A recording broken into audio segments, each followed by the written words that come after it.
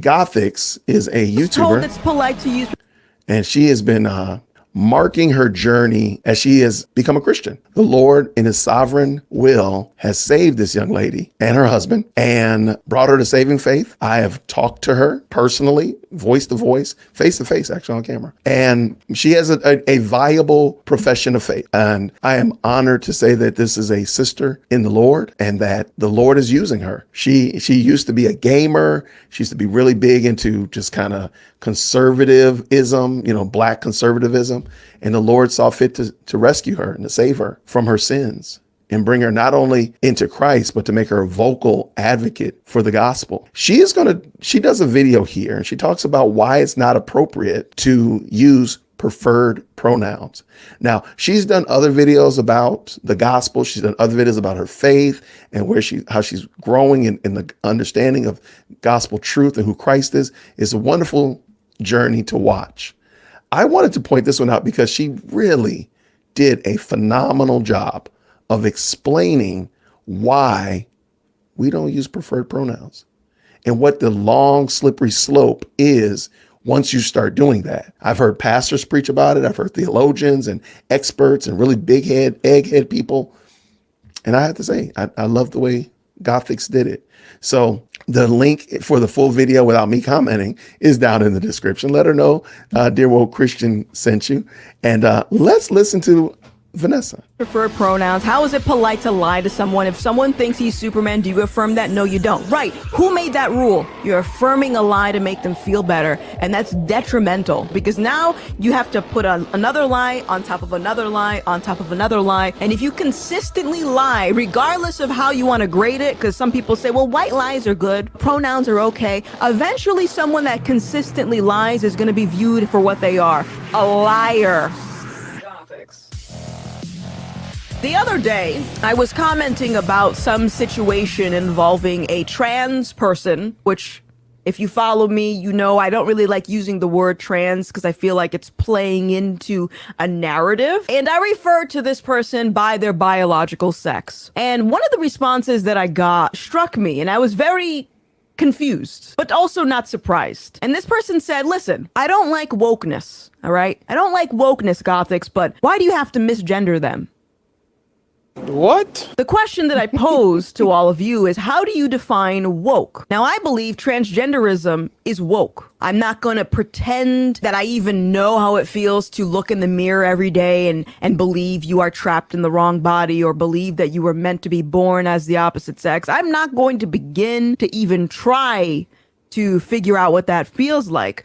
But the idea of people struggling with their identity isn't something that's new, but for some reason, this particular issue has an entire ideology attached to it, which is the transgenderism ideology. So I look at trans as a subcategory of woke, and my response to this person was, you can't be a fence sitter. You can't be 1 foot in and 1 foot out, and then at the same time actively trying to fight for women's rights and fight to make sure kids aren't sacrificed to the pharmaceutical industry and are mutilated. I applaud people that want to fight that battle. I think it's important, but it's essentially, if I had to compare this to something, it's like being in a hamster wheel and just going around and around and around and around and around and wondering why you're not going anywhere.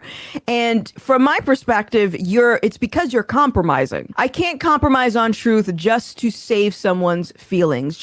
Let's let that sit for a second. She said, I can't compromise on truth just to save someone's feelings. That's it right there. I mean, that was it. We could pass the plate. Let's go ahead and fire up the Hammond B3. But actually, there's more. She has more.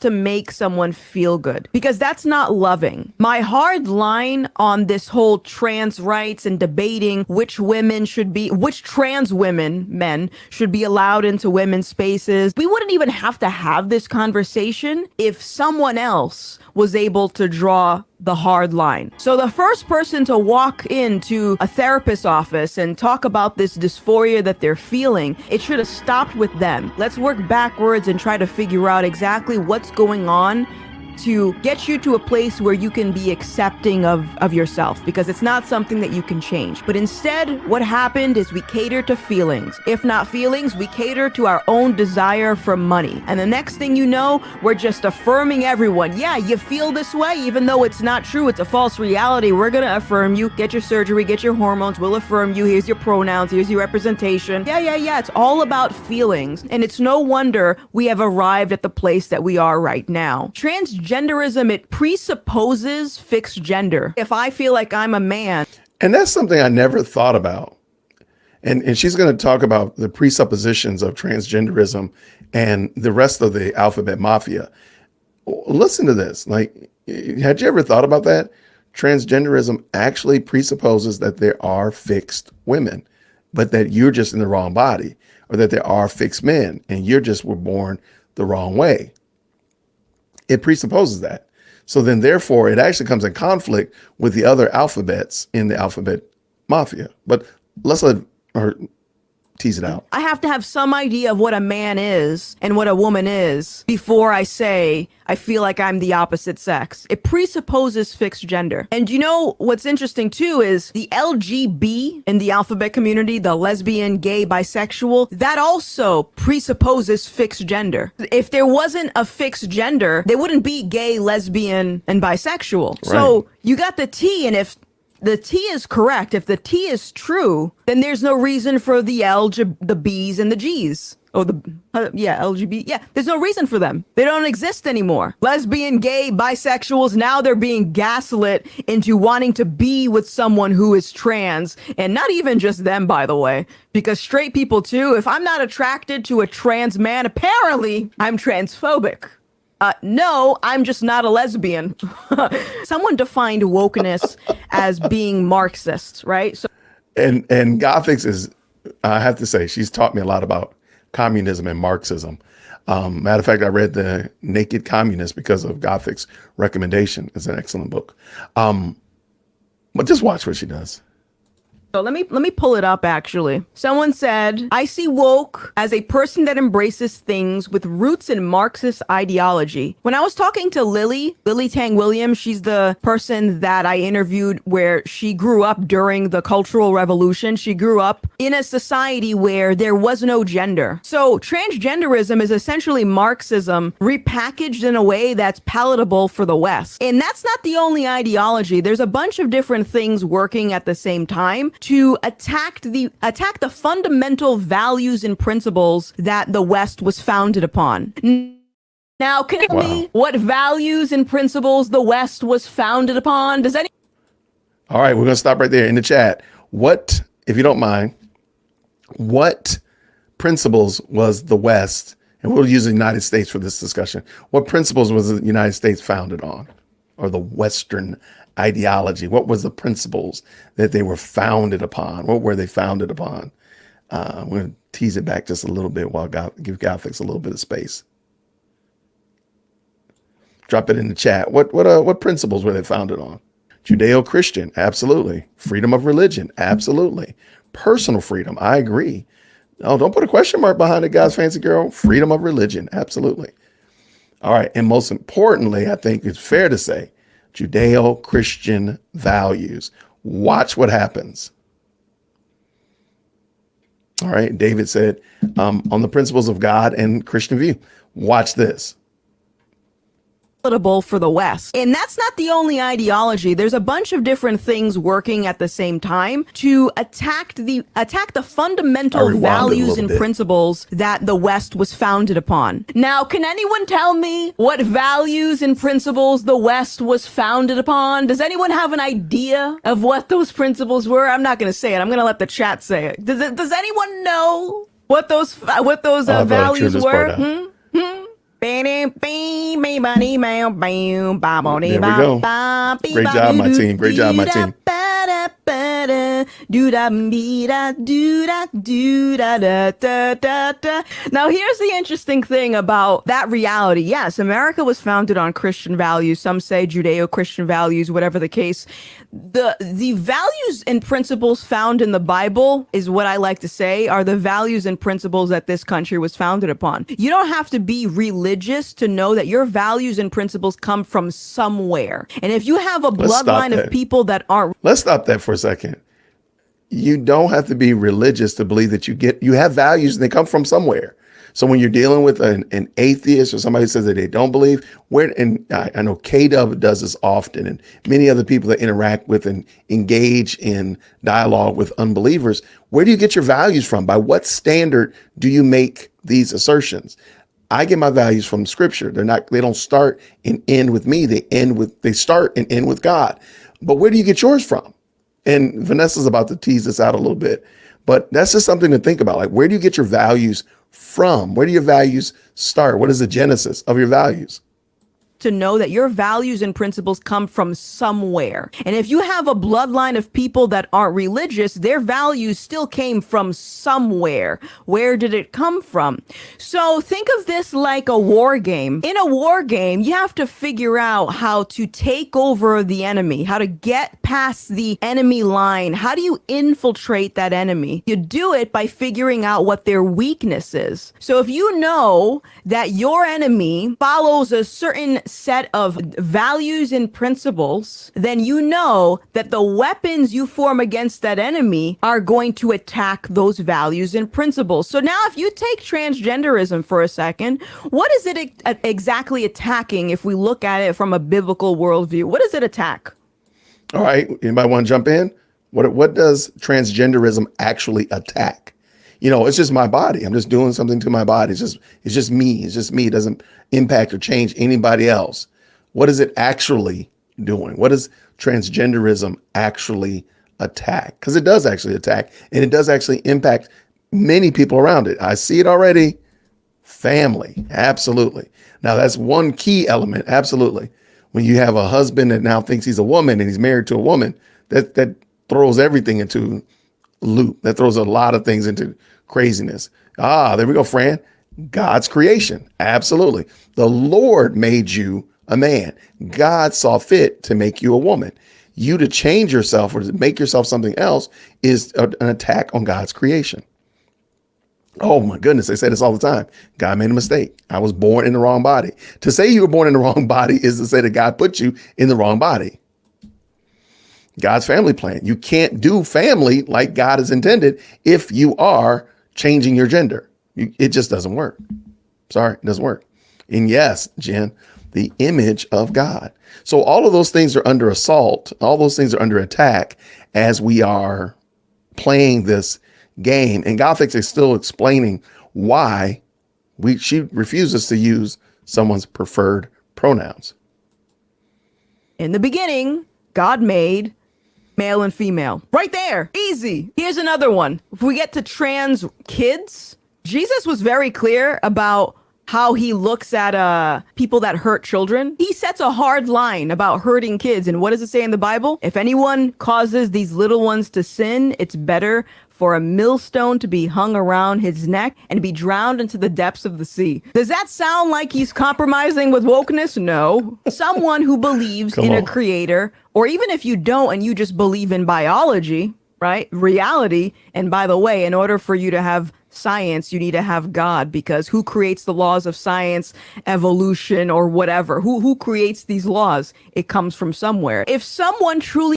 And that's why I'm really proud to see the trajectory that God has put Vanessa on, to see and to hear. She made a cogent argument. I've heard people in the pulpit not be able to explain why science is not contra religion. Science is not against faith. And she just made that clear. Go back and watch that. Like, that was a truth bomb like nobody's business. So when people say, oh, I believe in science, not religion. No. Science does not supersede religion. And she just dropped that so quickly.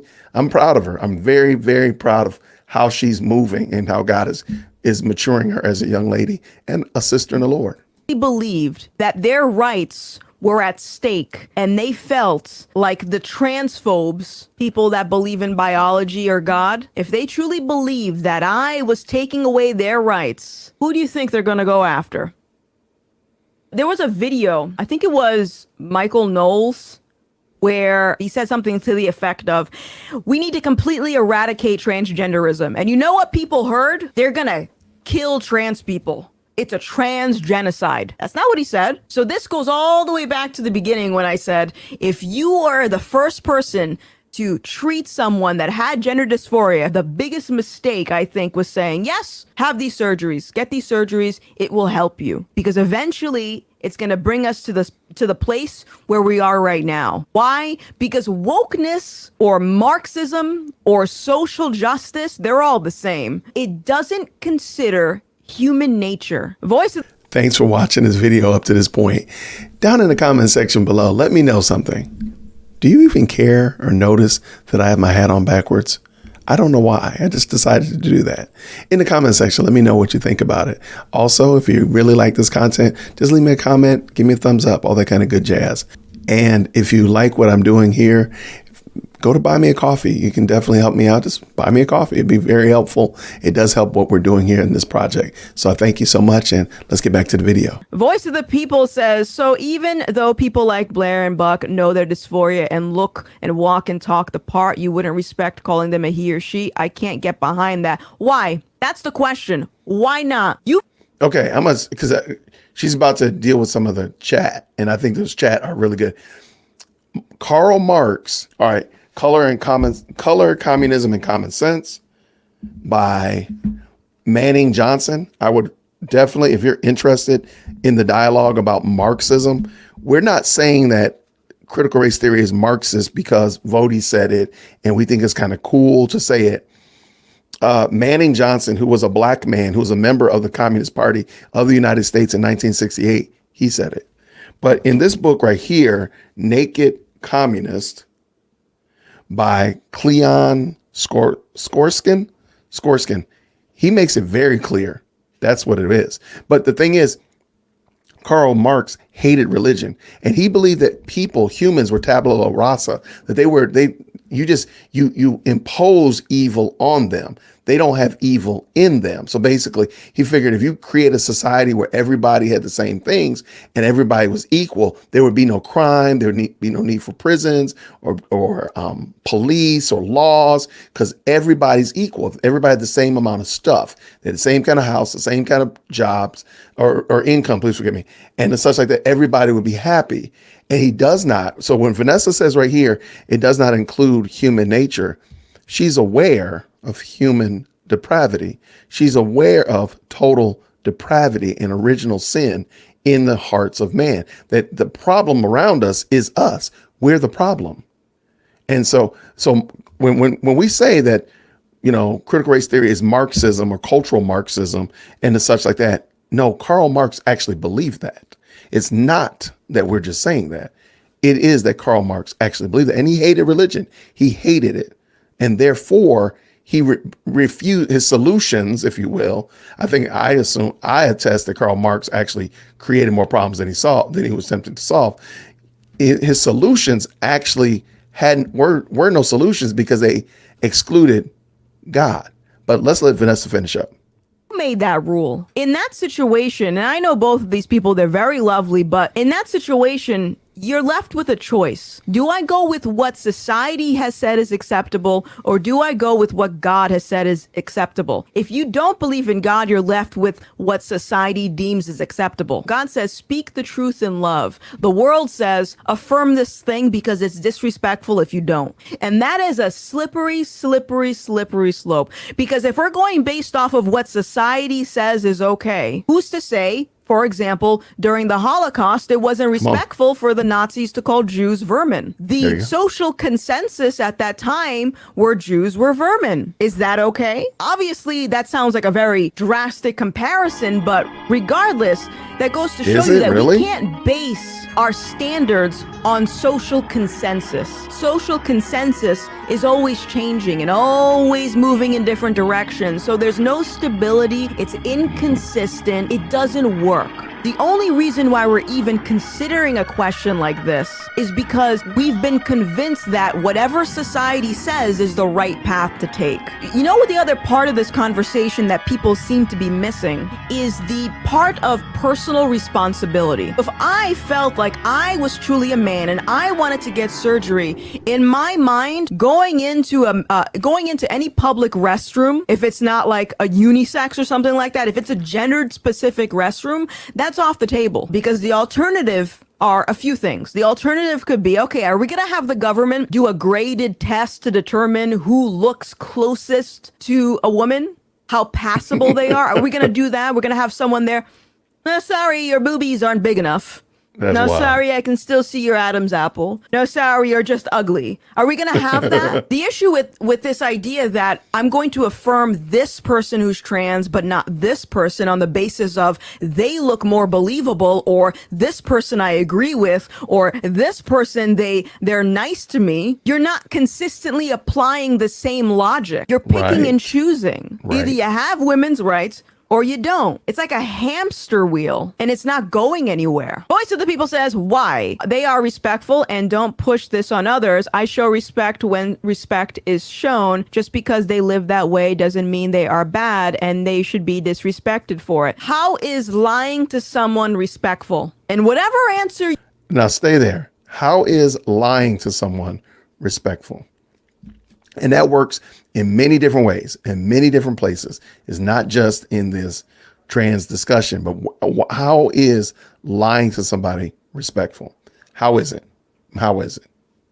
I love it. Thank you, Gothics. You give, I want you to then ask yourself, where did you get that from? Where did you get that standard from? Because I suspect it's a standard that you created, which is your opinion that it's disrespectful, is it not? Even if someone had those surgeries, and even if they kept it to themselves, eventually, inevitably, it would have gotten to this point. Voice of the People says, you are right, it is subjective, and I know that. However, being an to someone that doesn't deserve it because you don't like it isn't the answer. See, but there we go again. There we go again.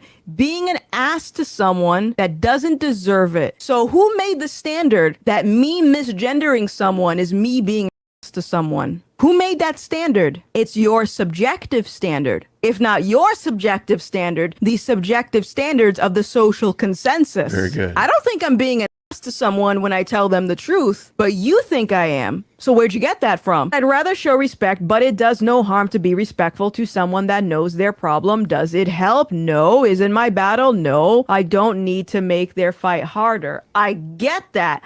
But we're back to square one because you keep saying, I'd rather show respect. You're still going based off of the standards of respect that you've set. If that's your standard, that's your standard. But then you can't criticize someone else for following their own standards. Now, my standards come from God. I'm not making up my standards. But in any case, if the question is, why don't you use someone's preferred pronouns because it's a form of disrespect, says who? That's your opinion. That's your standards you set for yourself. So respect my standards. Josh says respect is earned. Respect is not given by default. Josh, I actually disagree with you on this. That used to be my stance, but I've changed my opinion. I think we should be gracious and respectful to people. But again, if the person I'm speaking with has a different idea of what respect is, then to them, I'm going to be disrespectful. I can be as nice and calm and as gentle as I possibly can. The issue comes, as I said, is when people make their own terms for things.